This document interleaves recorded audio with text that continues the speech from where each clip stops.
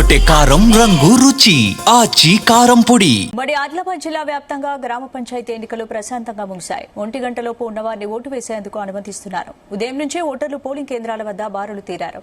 దూర ప్రాంతాల్లో ఉన్నవారు ఓటు హక్కును వినియోగించడానికి గ్రామాలకు వచ్చారు. గ్రామ పంచాయతీ ఎన్నికల సరళిపై మరిన్ని అప్డేట్స్ మా కరెస్పాండెంట్ రాజ్ పటేల్ అందిస్తారు.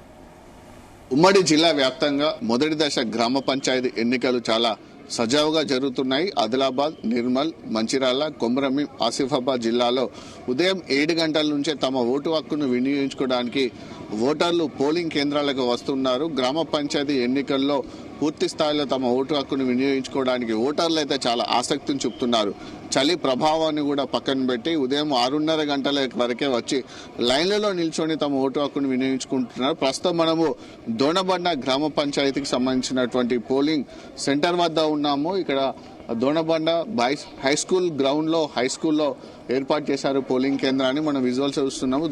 దోనబండ గ్రామానికి సంబంధించినటువంటి ప్రజలు, ఓటర్లు తమ ఓటు హక్కును వినియోగించుకోవడానికి లైన్లలో వెయిట్ చేస్తున్నారు. సో ఉదయం నుంచి కూడా పోలింగ్ ప్రక్రియ అయితే అటు ఉమ్మడి ఆదిలాబాద్ జిల్లా వ్యాప్తంగా కూడా చాలా శరవేగంగా జరుగుతుందని చెప్పవచ్చు. ఇప్పటి వరకు అయితే ఎలాంటి అవాంఛనీయ సంఘటనలు జరగలేదు, ఎలాంటి ఇబ్బందికరమైన పరిస్థితి కూడా ఎదురు కాలేదు. సో పోలింగ్ సంబంధించినటువంటి సరళి కూడా చాలా ఫాస్ట్ గా జరుగుతుందనే చెప్పవచ్చు. ఎందుకంటే ఇప్పటి వరకు ఉమ్మడి ఆదిలాబాద్ జిల్లా వ్యాప్తంగా దాదాపు 55% పైగా పోలింగ్ నమోదైంది. వాస్తవానికి గ్రామ పంచాయతీ ఎన్నికలలో చాలా ఎక్కువగా పోలింగ్ శాతం నమోదవుతుంది. దాదాపు 85 నుంచి 90-93% వరకు కూడా పోలింగ్ శాతం నమోదవుతుంది. గతంలో జరిగినటువంటి గ్రామ పంచాయతీ ఎన్నికల్లో ఉమ్మడి ఆదిలాబాద్ జిల్లా వ్యాప్తంగా 89% పోలింగ్ నమోదైంది. ఈసారి ఆ పోలింగ్ ను బ్రేక్ చేస్తూ ఇంకా ఎక్కువ శాతం పోలింగ్ కూడా నమోదయ్యే అవకాశం ఉంది. సో ఓటరు స్లిప్ తీసుకొచ్చిన అనంతరం ఒక గుర్తింపు కార్డును కూడా చూపించి మనకు లైన్ లో వెళ్తున్నారు. ప్రస్తుతం మనము చూస్తున్నాము ఓటర్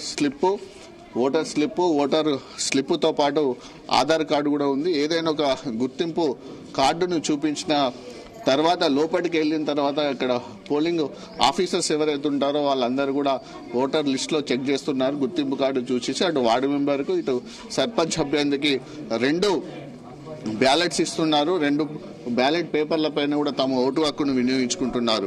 సో చాలా చోట్ల కూడా ఎలాంటి ఇబ్బంది సమస్యలు లేకుండానైతే మొదటి దశ గ్రామ పంచాయతీ ఎన్నికలు అయితే ప్రశాంతంగా జరుగుతున్నాయి. దీనికోసము అటు అధికార యంత్రాంగం కూడా పెద్ద ఎత్తున కూడా పోలీసు బందోబస్తులను కూడా ఏర్పాటు చేశారు. ఎందుకంటే గ్రామ పంచాయతీ ఎన్నికలు గ్రామ స్వరాజ్యంతో సాధ్యమైనటువంటి ఉద్దేశంతో గ్రామ పాలనకు సంబంధించినటువంటి ఎన్నికల్లో చాలా క్రియాశీలకమైన గ్రామ పంచాయతీ ఎన్నికలు. ఇప్పటికే వాయిదా పడినటువంటి ఎన్నికలు, చాలా రోజుల క్రితం జరగాల్సిన ఎన్నికలు.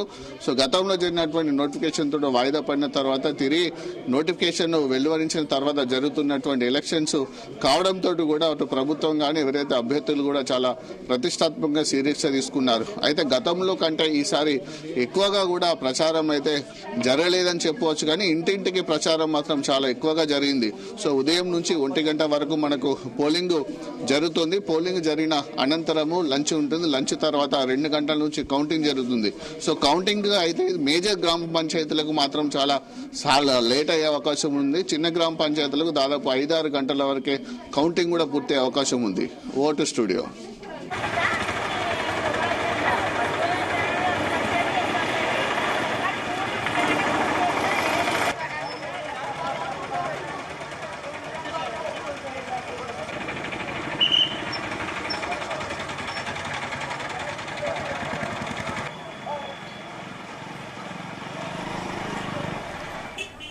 గుమగుమల వంటలే ఎర్రగొట్టే కారం రంగు రుచి ఆచి కారం పొడి.